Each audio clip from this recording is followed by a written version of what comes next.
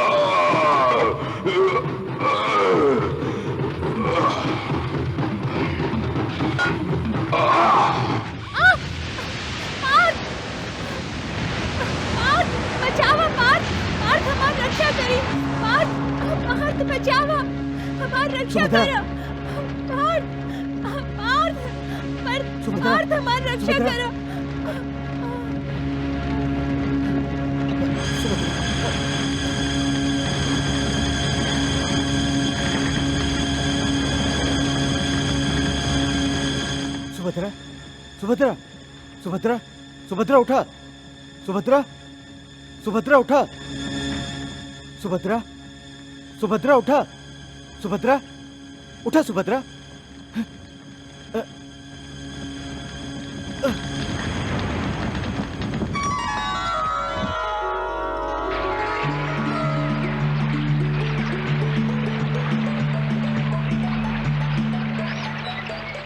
सुभद्रा, सुभद्रा, उठा सुभद्रा, सुभद्रा, सुभद्रा, सुभद्रा उठा, सुभद्रा, सुभद्रा उठा, सुभद्रा।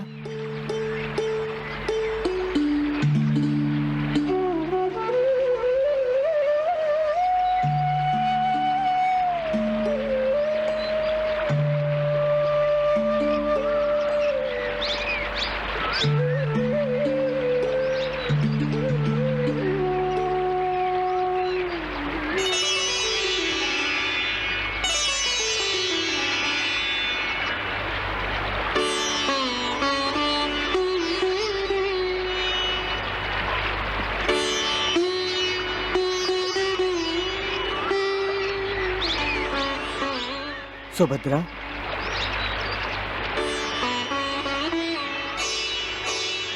सुभद्रा,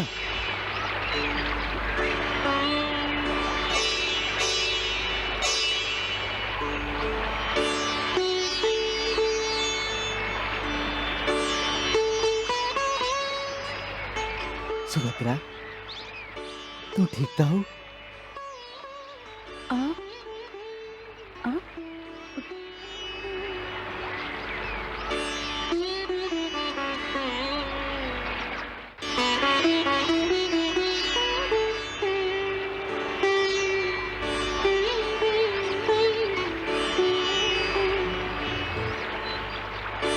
अब ही आराम कर, ना तो चक्कर आ जाए।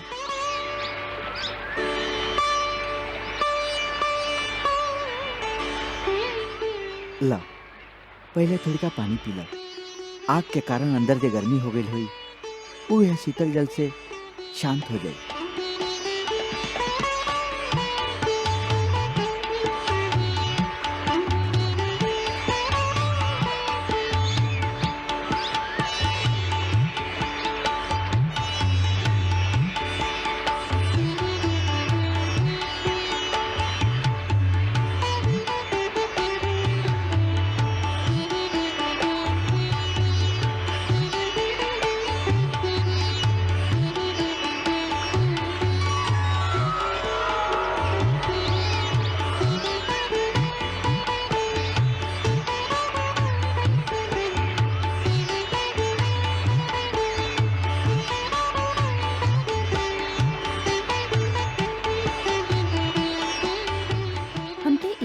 के ले आई?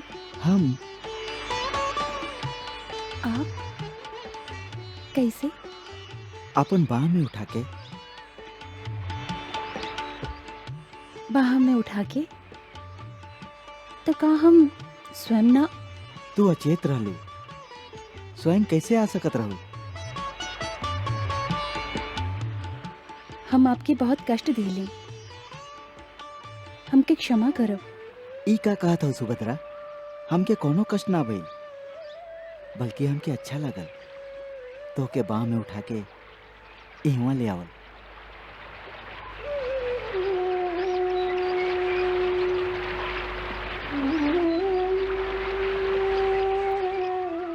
हमार बोझ उठावल अच्छा लागल। हमके तो बोझ के एहसास ना भइल, खाली एगो कोमल स्पर्श की अनुभूति भइल। वो स्पर्श बहुत अच्छा लगल। अच्छा, लोग जब भी केहू पर उपकार करेलन तो वो उपकार के देखावल ना चाहेलन, ताकि जेकरा पर एहसान कइले बाड़न ओकरा पर एहसान के बोझ ना पड़े। ऐसो झूठ मूठ ही एहसान के प्यार के नाम दे देलन। ये आप भी कर रहल हैं। फिर भी उपकार तो उपकार ही है। यदि उपकार के पूरा बदला ना चुकावल जा सके तब वो हाथ जोड़ के धन्यवाद कर देवे के चाहिए। ना सुभद्रा, हम झूठ मूठ के प्यार ना दिखौली। असल में यह साँच है कि जब तो के हम बाह में उठौली तो स्पर्श से हमार अंतर के गहराई में एगो अनजान आनंद के लहर दौड़ गई। ऐसे अनजाने में मुंह से वो बात निकल गई। ओकरा खातिर हम क्षमा चाहते हैं। वाह, केकरो पर उपकार करे के ढंग कितना निराला है। उपकार भी करेली और क्षमा भी स्वयं ही मांगेली। काहे? काहे कि हमके ऐसन बात तो से तरह खुल के ना कहे के चाहत रहे। काहे ना कहे के चाहत रहे? असल में कोनो अकेली लड़की से ओकर मर्जी के जनले बिना और वो भी एकांत में एह तरह प्रेम के भाषा में बातचीत ना करे के चाहिए। एकरा एकांत के अनुचित लाभ उठावल कहल जाला और ही कोनो भद्र पुरुष के शोभा ना देवेला, ना ही मर्यादा है। ऐसे फिर से आपसे क्षमा मांगते हैं। देखी, आप हमरा सामने एह तरह से हाथ मत जोड़ी। आपके हमार क्रिया।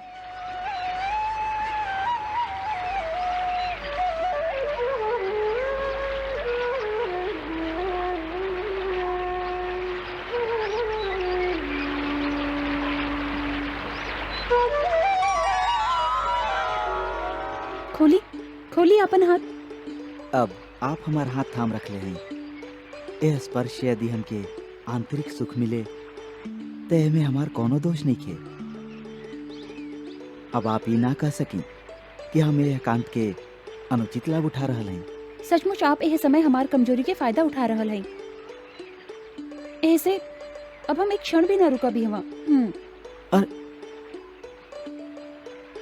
ई का करा तारू? ऐसे हिलबू तो घाव के दर्द बढ़ जाई। लेट जा। आप हमार कहत नहीं की मानत, हम ना लेटब। लेट जा, हम कहत हैं।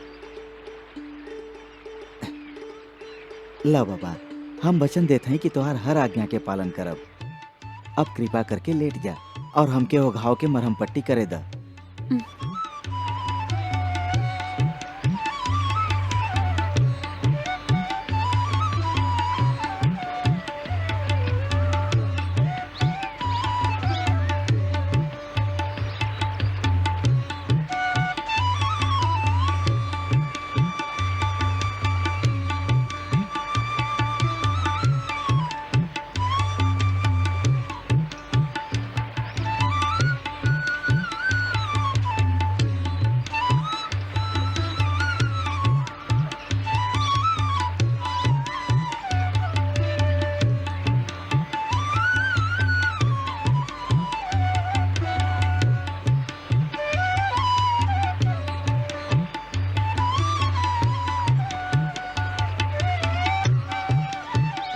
लावा।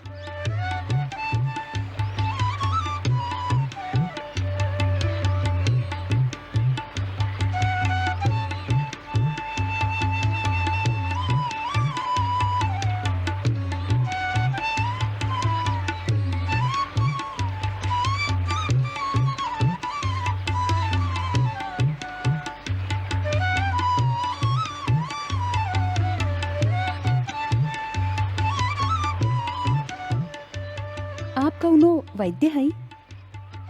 ना, तो फिर आपके जड़ी बूटी के ज्ञान कैसे है?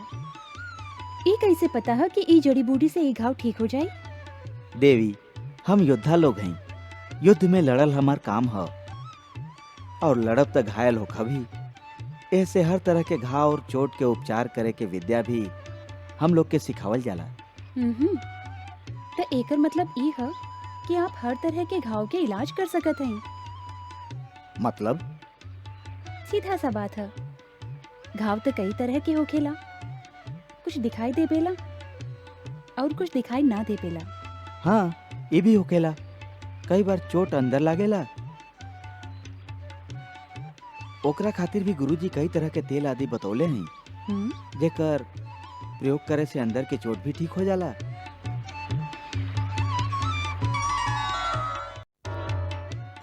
ला, अब आराम से उठा। हाँ, आओ।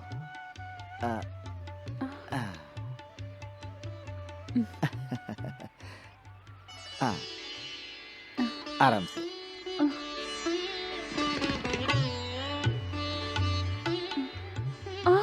अरे संभल के चला।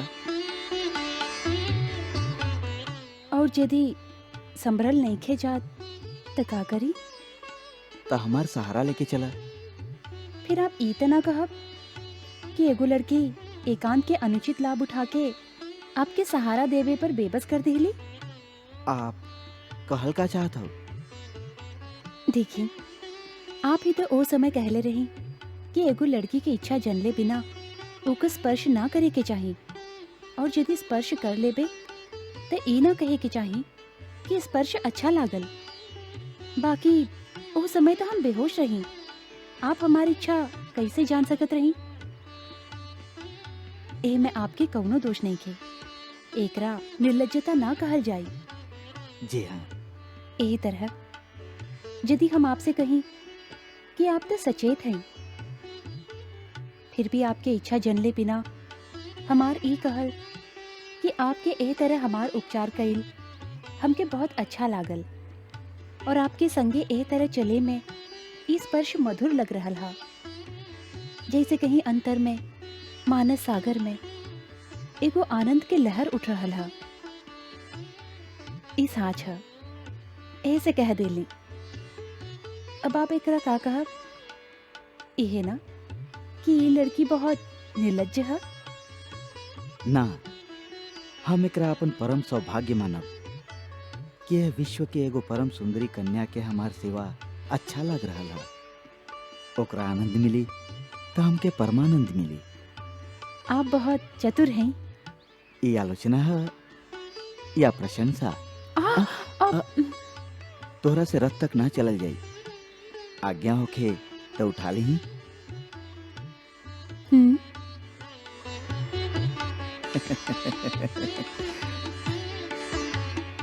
हमार प्रश्न के उत्तर ना दिलू, ओ बात के का मतलब रहे? ओकर मतलब रहे कि आप बहुत अच्छा है।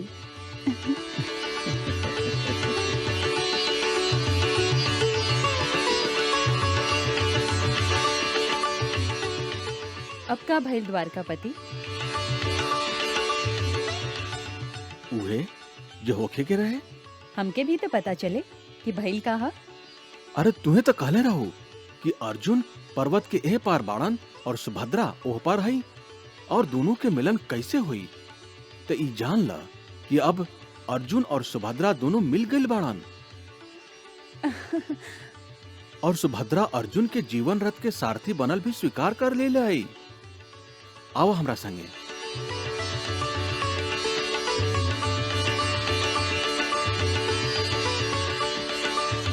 ऊ देखा,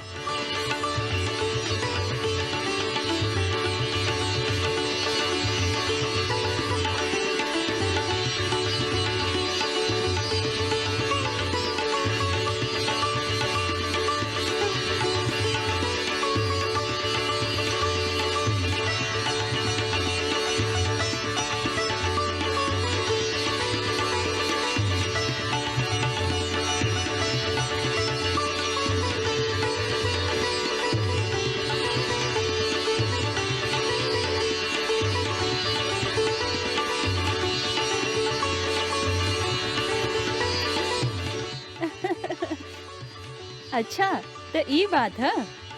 बाकी सुभद्रा आपसे पूछले बिना ही अर्जुन से हाँ कह देली। हाँ, अच्छा ई तो बतावा, जब तू हमरा संगे रथ पर कुंडनपुर से आयल रहू तो तू अपन भाई रुक्मी से पूछले रहू? बोला बोला।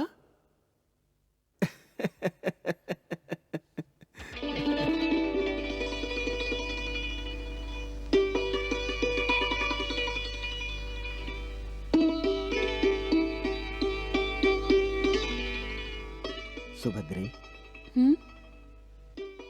घाव में दर्द त ना हो रहा ना राजकुमारी? का आपके अपन इलाज पर विश्वास नहीं खे? विश्वास इलाज पर भी है और तोहरा पर भी बा राजकुमारी।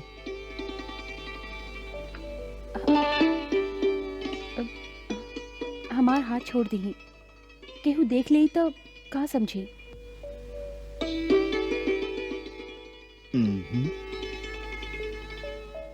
हम एक बार केकरो हाथ पकड़ लेला तो ओकरा जीवन भर ना छोड़ेला राजकुमारी जी। चली ई भी देख ले। बाकी यही समय तो छोड़ दी ही।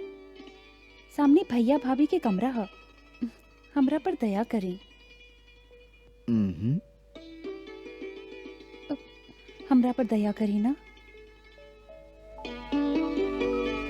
ठीक है, आपके जैसा आज्ञा।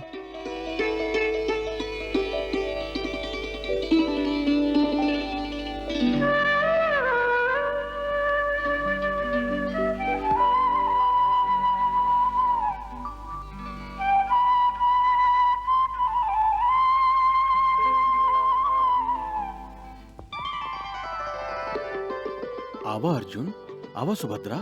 सुभद्रा। अरे ई का भाई तोहार हाथ पर ई पट्टी कैसन? कुछ ना भौजी, बस ऐसे ही थोड़ी का जर गई रही। जर गई लो? ओह, कैसे? भौजी, एगो दुष्ट राक्षस हमके और हमार रथ के आकाश में उठा के ले जात रहल। फिर का भौजी, हमके तो कुछ समझ में ही ना आवत रहे। बस हम तो दाऊ भैया और कन्हैया के पुकारत चलत जात रही।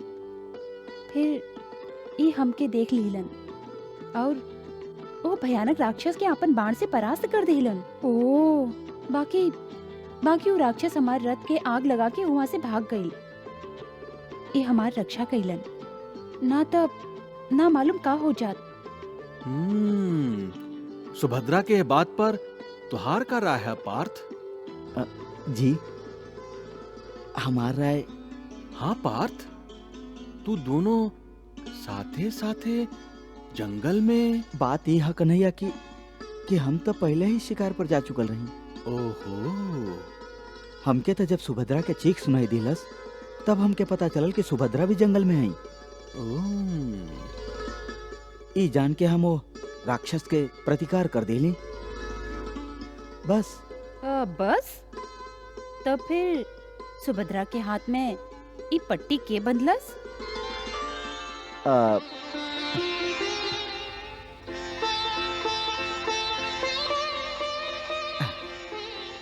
हम